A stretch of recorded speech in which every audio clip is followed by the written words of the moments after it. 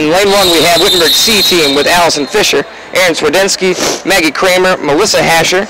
And in lane 2, we have Oberlin's B team with Olivia Degetz, Zoe Beckett, Simone Kristen, and Lauren Coban being the anchor of that leg. In lane 3 is Wittenberg's A team with Sarah Wilson, Molly Gustafson, Jane Spitzy, and Danny Lacey, the freshman, finishing out their team. In lane 4, we have Oberlin's A team with Lauren Long, Aubrey Pungulert, Mia Wallace, and Deidre Herron. And then on Wittenberg's lane 5, it is their B team, Courtney Karani, Madeline Kraft, Carly Jones, and Ward McNulty. And in lane 6, Oberlin C team, Alyssa Hauser, Laura Messman, Leora Mayo, and Allison Susan. Interesting development as we get going here. That is Deidre Herron and Ward McNulty battling for that second place spot. Right now, Danny Lacey taking it in. She wins the race, and it looks like Ward McNulty is pulling away from Deidre Herron, and Wittenberg will take 1, 2, Oberlin 3, and then the Wittenberg C team, or the Oberlin B team will take 4, Wittenberg's C team takes 5, and Oberlin's takes 6th. About ready to start the women's 100-yard breaststroke. In lane 1, Claire Klazowski for Wittenberg. In lane 2, Deidre Herron from Oberlin, Molly Gustafson. In lane 3 for the Tigers, Aubrey, I apologize in advance, Punkulet.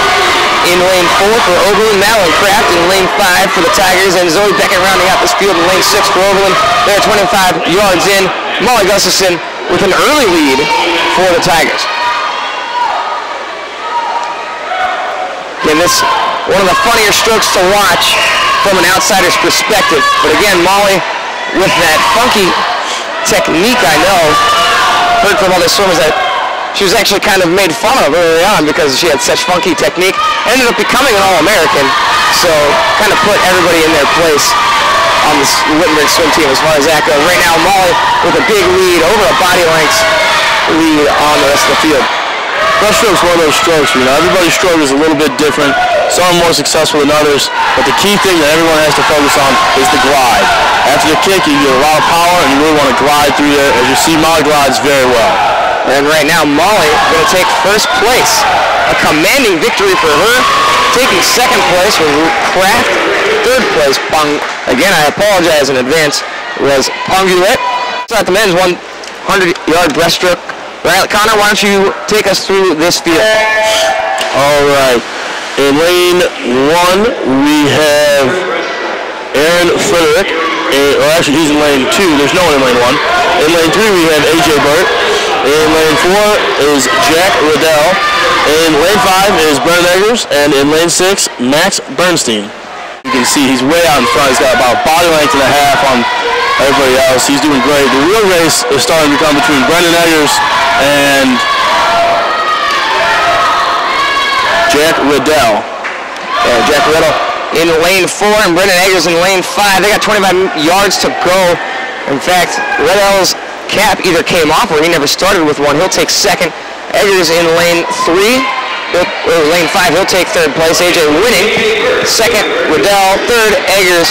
Fourth was Bernstein, and Frederick in lane 2 takes 5th place. Wittenberg off to a good start in this race. It's a 4-length race. So they will make 3 turns. And right now, it is anybody's race. This one as close as any other one.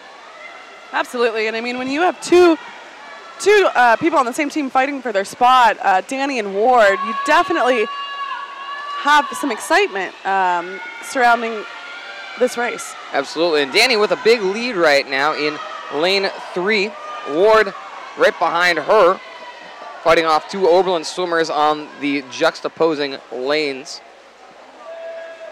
And right now, Danny Lacey's got a body length lead on the rest of the field. She'll take first. Second should be pretty close, and we'll have to see who out-touches who as Ward is fighting off those 2 Oberlin swimmers in lanes 3, 4, 5, and 6. Ward ends up out-touching the field by 1/100th of a second. She takes second. Herron right there in third. Again, just 1/100th of a second behind Ward McNulty. He came down to a fingertip. Okay. 4th place, Saltzman from Oberlin. 5th place, Sarazek from Oberlin. This race started. Should be a good one. Again, lane 1 is McIntosh. Lane 2 is Bernstein. Lane 3, Crum. Lane 4, Zuckerman. In 5 for Easley. Wittenberg's in the odd lanes. Oberlin's in the even lanes. And starting off things real strong for the Tigers is Jared Crum. Right now it's Crum, Zuckerman, and Easley. Easley coming in towards the finish here. And it looks like Crum's going to take first, but Easley and Zuckerman fighting for that second spot. Zuckerman just out-touches him. Easley takes third. Fourth place is Cameron McIntosh for the Tigers. These girls must love it.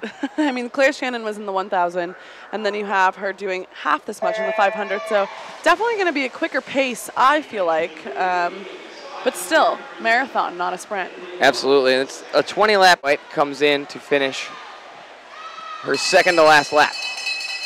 The bell rings, and it looks like she'll take this one. She's going to head down for 2 more lengths. Her final lap here, trying to go for a season best time. It'll be close. She has 20 seconds to do it, and over a length of a pool to go. She'll have to make a real good time. It doesn't look like she'll get a season best. Claire Shannon back there in lane 5 will take second. Looks like your third place will go to Asher from Wittenberg. And Maggie White finishes at 5:22, not too far off her season best. Claire Shannon comes in at 5:29. And finishing third is Hasher from Wittenberg in 5:35. The final event is in the pool right now. No clear advantage yet in this race after the first 25 yards. Good turns from all 4 teams, and they all seem to be knotted up right now. Isaac Bacon for Oberlin and Andrew Kukas. They're all in the pool at the same time. Right now the advantage seems to be with Mr. McIntosh. Has about a half body length lead over the rest of the field. Andrew Kukas does seem to have created some separation for his next partner, or for his next teammate, which will be Will London. Brennan Eggers in the pool for the Wittenberg A team. Aaron Frederick in the pool for Oberlin, and Thomas Chuna in on lane 1 for Wittenberg's C team. Looking at a potential Wittenberg sweep right now as they have 1, 2, and 3 spots currently. Yards to go. London has 25 yards to go. Again, Brendan swimming for his parents today, who were indeed affected by that Hurricane Sandy off the East Coast. And now in the pool is J.B. Easley, the senior, will finish it up for the Wittenberg A team. Wittenberg B team is Chase Honeycutt and Sean O'Regan in on lane 1. Going to try and battle Oberlin for that third spot. After the first 50 yards, Wittenberg's J.B. Easley still way out ahead, probably has a 2 body length lead, maybe even 3 at this point. And it looks like he'll take first place heading into the final lap. Now into the final length, 25 yards to go. Chase Honeycutt in there at second. Looks like this one has pretty much been decided all 3 places. Gonna go to Wittenberg. It's gonna be a sweep here. Sean O'Regan brings it in for the Tigers, and Christopher Ayu brings it in for the Oberlin Yeomen. And winning is the Wittenberg A team. J.B. Easley, the anchor in that leg, or that relay. Wittenberg B team takes second. That was Chase Honeycutt being the anchor. And third, Sean O'Regan's C team. And Oberlin's A team takes fourth. And Wittenberg finishes the meet with a sweep.